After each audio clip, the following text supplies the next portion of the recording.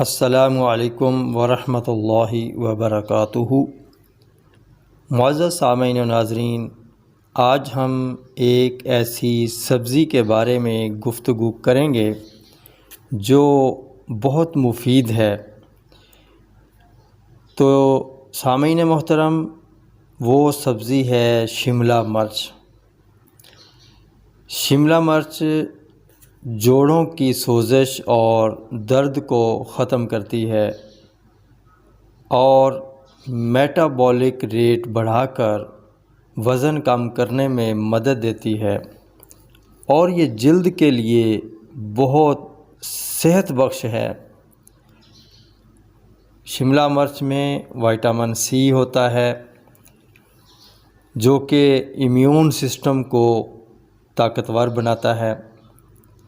اس میں فائبر بھی پایا جاتا ہے جو کہ آنتوں کے لیے بہت مفید ہے۔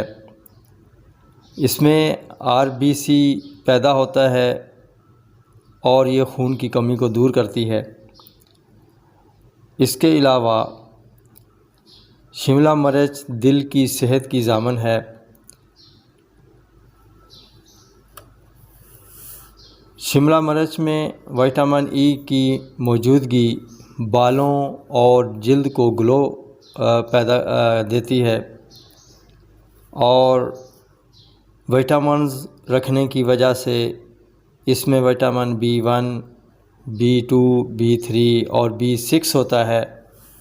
اس لحاظ سے یہ سیلز کو بڑھا کر نروس سسٹم کو قوی کرتی ہے۔ اس میں وٹامن A بھی شامل ہوتا ہے جو کہ آنکھوں کے لیے بہت مفید ہے۔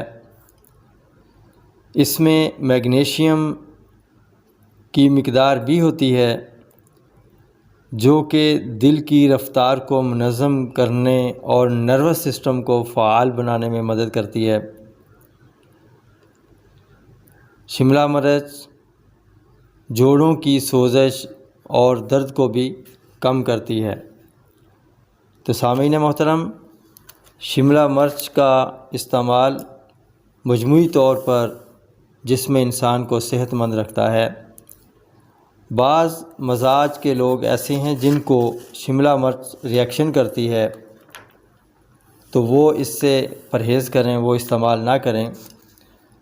اور اس کے ساتھ دہی کا استعمال بہت مفید ثابت ہوتا ہے، جلن بھی نہیں ہوتی اور ہاضمہ بھی بڑھ جاتا ہے، اور شملہ مرچ کی جو تیزی ہے وہ بھی کم ہو جاتی ہے۔ لہٰذا